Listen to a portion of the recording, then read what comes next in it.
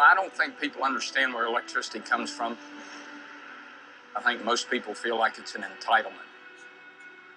It's contained in the Bill of Rights somewhere, and everybody's entitled to it. In 2010, 26 states claimed to use coal as their primary fuel source. The Appalachian Mountain region is the second largest supplier of coal in the country, and 47% of the nation's coal mining jobs are found in West Virginia and Kentucky. Conventional methods of mining involve workers going into the mountains or underground to manually extract coal. This occupation causes serious health effects to these workers, such as black lung, heart disease, and death.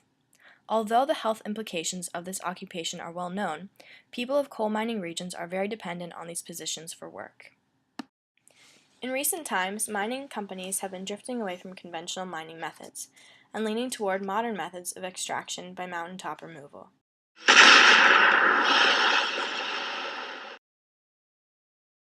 Mountaintop removal mining is notorious for affecting nearby communities by destroying ecosystems, contaminating groundwater, causing floods, and producing serious health effects to local citizens. The most common health effects among these areas are caused by contaminated water and poor air quality. Millions of people get their water supplies from the headwaters coming off the Cumberland Plateau bioregion. Mountaintop coal mining is literally threatening the water supplies of tens of millions of people. The water in these regions is highly contaminated and can be unsafe to drink or use for bathing and cleaning. In some wells in the Kentucky region, arsenic levels in the water were found to be 130 times higher than EPA regulations. Mining practices can affect the air quality and health of individuals that live near mining regions, as well as those who live near coal-burning power plants. The real problem is the tiny things you can't see. Physical injuries and death-related injuries are also common in coal mining regions, from falling rocks caused by explosions to leaks and breaches from coal slurry ponds. Many people of mountain coal mining regions have decided to stand up to the coal industry to protect their health and homes, and some have had no other option but to abandon their communities. How does this all affect us?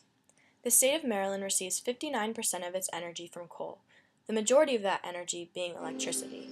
Coal is mean, coal's cruel, and coal kills.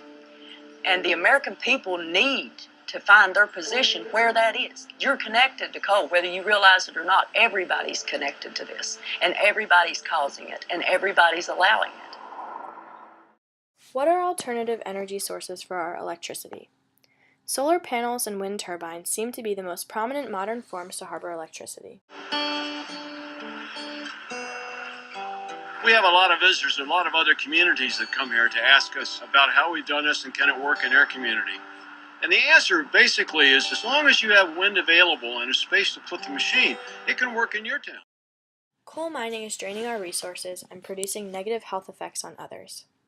It is unlikely that everyone can afford to put solar panels on their homes, and not every town or region is an ideal candidate for a wind farm.